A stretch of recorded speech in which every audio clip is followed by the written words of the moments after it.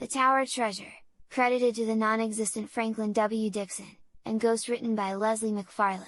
Chapter 19, The Mystery Deepens. Fintan Hardy was dumbfounded when his sons returned to him with the news that the loot had been found in neither the old tower nor the new. So implicitly had he believed in the dying confession of Red Jackley that he had not even bothered to join in the search, preferring to let his sons have the satisfaction of recovering the stolen goods that he was positive were hidden in the old tower.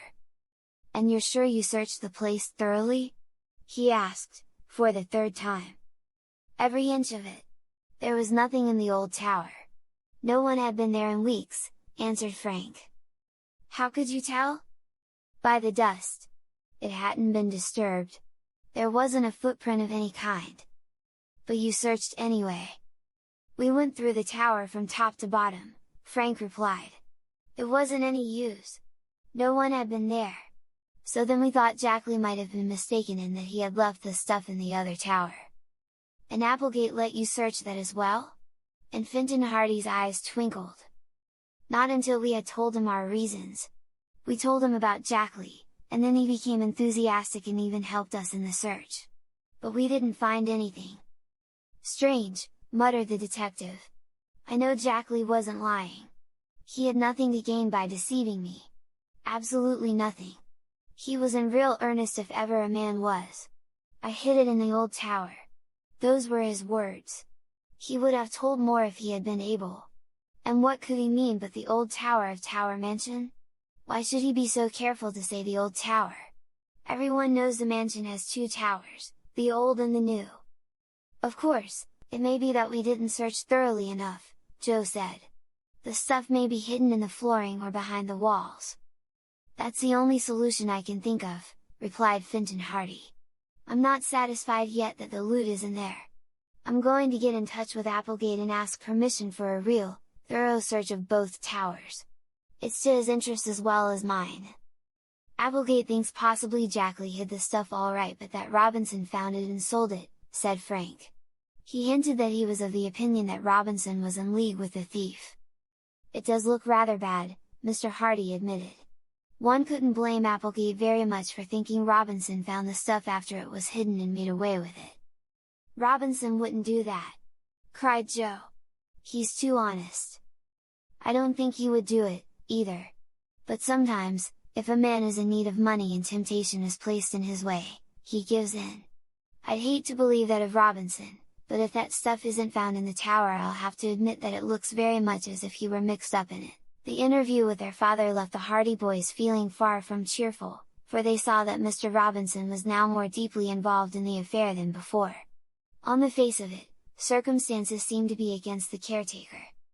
"Just the same," said Frank, as the boys left the house and went down the street, "I don't believe Jackley ever hid the stuff in the tower. If he had ever so much as opened the tower door he would have left some marks in the dust and we would have seen them.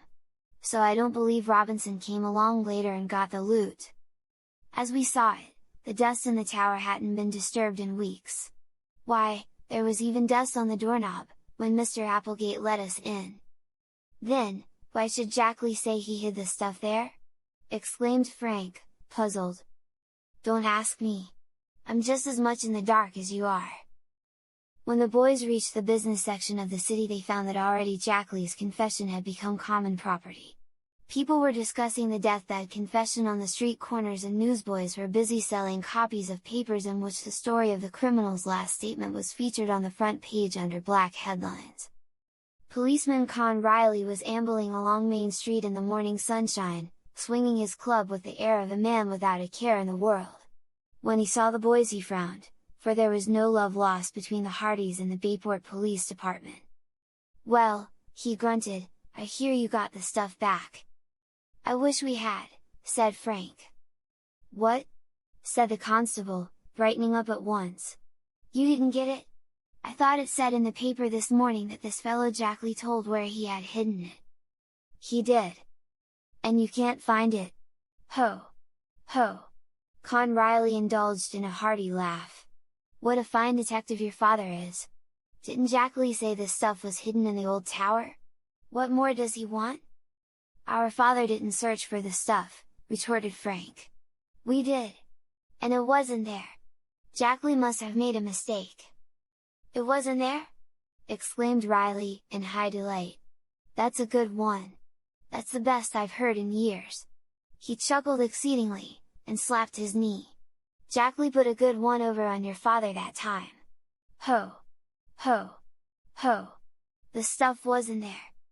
Riley wiped the tears from his eyes and went on his way, trying to laugh and at the same time retain his dignity as an officer of the law. The joke, he decided, was too good to keep, so as he proceeded back toward the police station, there to edify Chief Collick and Detective Smuff with the tale, he buttonholed various passers-by and poured the story into their willing ears. It was not long before the yarn had spread throughout the city with that swiftness peculiar to stories spread by word of mouth, and in the telling the story was exaggerated, the net effect being that Fintan Hardy was made to look ridiculous by believing a false confession. Highly colored accounts of the boys' search of the old tower quickly spread, and throughout the day they were subjected to many caustic and sarcastic inquiries on the part of friends and acquaintances alike. They took all these remarks in good part, although they did not enjoy their sudden prominence.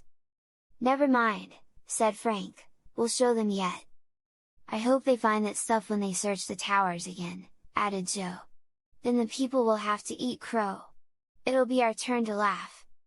"Yes," agreed Frank, "but just now our laughter seems to be in a far distant future." When they returned home they found that Fintan Hardy had been busy in the meantime and had convinced Herd Applegate that a thorough search of the towers would be advisable.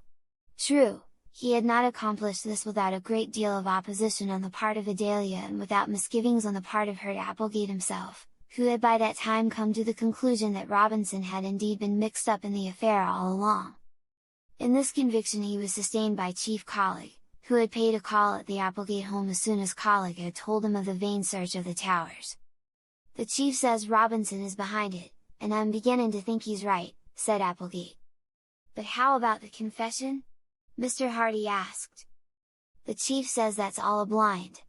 Jackley did it to protect Robinson. They were both working together. I know it looks bad for Robinson, but I don't think it would hurt to give the towers another thorough search.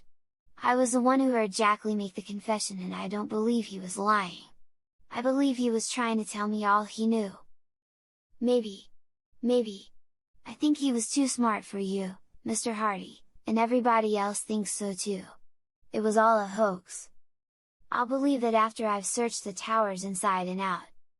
"Well, go ahead. Go as far as you like. But I don't think you'll find that treasure." With that, Mr. Hardy was content.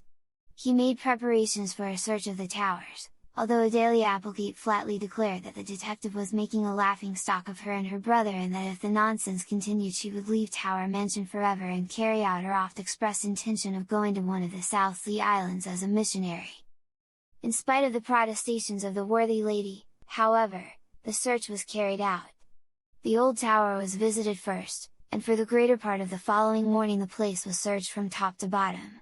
Even the floors were torn up in places in the quest for some secret hiding place in which Jackley might have left the loot. But although Fintan Hardy, accompanied by the boys and Herd Applegate, who soon became infected with the dogged enthusiasm of the others and lent every assistance in his power, hunted throughout the old tower in every conceivable place, the missing jewels and bonds were not recovered. "Nothing left but to search the new tower," Mr. Hardy commented briefly, when the search was over, and throughout the whole afternoon the new tower was the scene of a search that was as thorough as it was fruitless. Walls and partitions were tapped, floors were sounded, furniture was minutely examined, not an inch of space escaped the minute scrutiny of the detective and his helpers. But as the search wore on and the loot still evaded discovery, the chagrin of Fintan Hardy deepened and Herd Applegate finally lost his temper. "A hoax!" he declared. "A hoax from start to finish!" The man was in earnest. The detective insisted. "Then where is the stuff?" "Someone else may have found it. That's the only explanation I can think of. Who else could have taken it but Robinson?" To this, Mr. Hardy was silent. In spite of his knowledge of and liking for the man, he was beginning to suspect that the caretaker may have had a hand in the affair after all. "Either that or Jackley simply told that yarn to shield Robinson," declared Applegate. "I'm not going to give up this search yet," said Mr. Hardy patiently. Perhaps the loot was hidden somewhere about the grounds. So the grounds of Tower Mansion, particularly in the vicinity of the two towers, were thoroughly searched. The shrubbery was inspected but to no avail. The search continued until sundown, and by that time Adelia Applegate was pale with wrath, for the place, as she expressed it, had been turned upside down. Herd Applegate was outspoken in his rage and disappointment, while Fintan Hardy was deeply chagrined. As for the boys, although they had expected that the additional search would be without success, they shared their father's bewilderment. "I can't understand it," admitted the detective. "I could have sworn that Jackley was in earnest when he made that confession. He knew he was near death and that he had nothing to gain by concealment. I can't understand it at all." And there the mystery remained, deeper than it had ever been.